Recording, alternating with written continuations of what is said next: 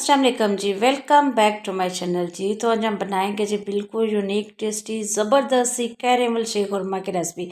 हर ईद पे बनने वाला ये ट्रेडिशनल शीर खुरमा को हम एक नए ट्विस्ट के साथ बनाएंगे जो इसे और भी ज़्यादा क्रीमी रिच और डिलीशियस बना देगा।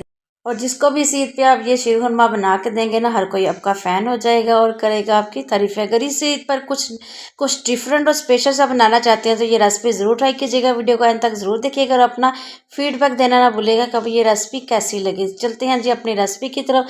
सबसे पहले जी ज़बरदस्त सा शीर खुरमा बनाने के लिए हमें चाहिए जी बारीक सवैयाँ।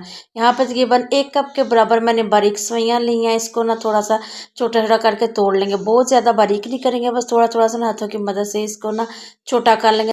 ये काम तो हो गया सवैयों को करते हैं। हाँ जी, हम एक साइड पे अब लेंगे जी एक पैन, उसमें शामिल किया मैंने 1 टेबल स्पून के बराबर जो मैंने देसी घी शामिल किया। इसकी जगह आप बटर भी शामिल कर सकते हैं, अगर बटर नहीं तो नॉर्मल घी भी शामिल कर सकते हैं। अब जी यहाँ पे मेरे पास कुछ ड्राई फ्रूट्स हैं, इनको थोड़ी देर पहले मैंने भिगो के ना रख दिया था पानी में, से सॉफ्ट हो गया। इसको बारीक बारीक कटिंग कर लिया।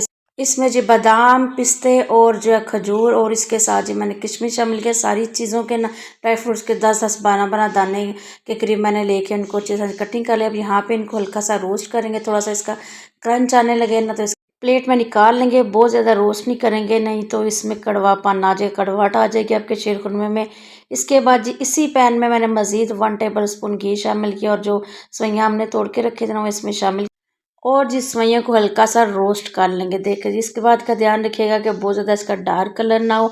ऑलरेडी ये सेवइयाँ रोस्टेड होती हैं, बस हल्का सा इसको क्रंची करेंगे। कब तक? जब तक सेवइयों का कलर ना चेंज हो जाए। थोड़ा सा कलर चेंज हो जाएगा और इसमें बड़ी प्यारी सी खुशबू आना शुरू हो जाएगी, तब तक इसको हम रोस्ट कर लेंगे। इसके बाद हम जी सेवइयाँ जो रोस्ट हो जाएंगी तो इसको निकाल लेंगे जी प्लेट पे। इसको बहुत ज़्यादा डार्क नहीं करेंगे, बार बार मैं कह रही हूँ, हल्का सा इसको बस रोस्ट करेंगे। इसके बाद एक छोटा सा काम और करेंगे, एक खुला बर्तन लेंगे, उसमें मैंने जी 1/2 कप के बराबर चीनी शामिल की। यहाँ पे चीनी को हम बिल्कुल छेड़ेंगे नहीं, जैसे चीनी हीट की वजह से थोड़ी थोड़ी गर्म होगी ना तो ये मेल्ट होना शुरू हो जाएगी। देखें इस तरह मेल्ट होना शुरू हो जाएगी और थोड़ी देर बाद ना ये अपना कलर चेंज करती जाएगी, जैसे शहद की तरह ना वैसे इसका कलर चेंज होता है।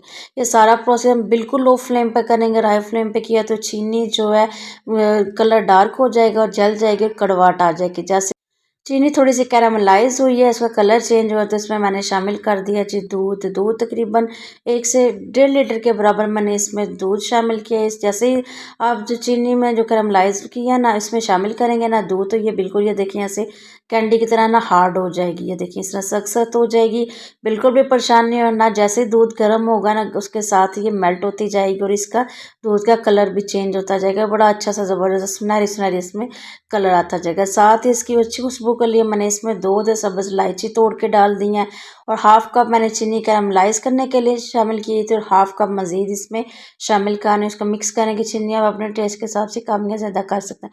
इसके बाद जी जो सेवइयाँ हमने रोस्ट करके रखी थी वो भी इसमें शामिल कर देंगे।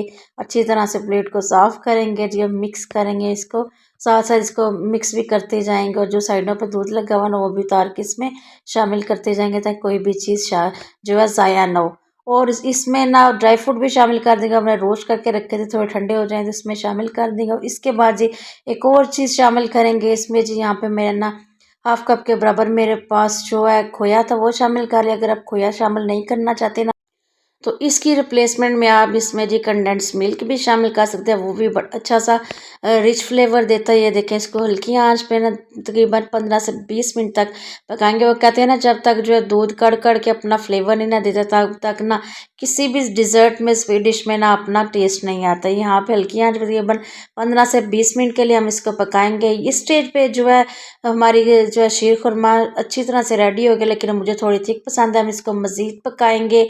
5 से 7 मिनट मैंने इसको मज़ीद पकाया और ये देखें जी इसका लुक चेक करें, क्या क्रीमी सा इसका टेक्सचर आ रहा है। इस स्टेज पे आपको वीडियो ज़रा सी भी अच्छी लग रही है ना, वीडियो को लाइक और चैनल को सब्सक्राइब कर दीजिएगा। और जिन्होंने पहले से सब्सक्राइब किया हुआ है उनका दिल से शुक्र है। यहाँ पे जी हमारा ज़बरदस्त सा Eid special caramel unique twist के साथ हमारा जो है फ्लेवर के साथ शीर खुरमा हो गया रेडी।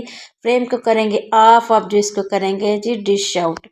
ये देखें एक बाउल में इसको शिफ्ट करेंगे और क्या ही कमाल की इसकी लुक है। इसका कलर तो चेक कितना सुनहरी सुनहरी मज़ेदार सा कलर है। अच्छा जी, ड्राई फ्रूट में ना थोड़ा सा ड्राई फ्रूट मैंने बचा के रख लिया, अब इसको हम गार्निश के लिए यूज़ करेंगे। और ये जी कुछ लोगों को गरम गरम पसंद है, अब इसको गरम गरम भी खा सकते, लेकिन इसको थोड़ा सा ठंडा करके खाएंगे ना तो क्या ही कमाल का इसका टेस्ट और फ्लेवर निकल के आएगा। ये देखें इसकी लुक तो चेक करें।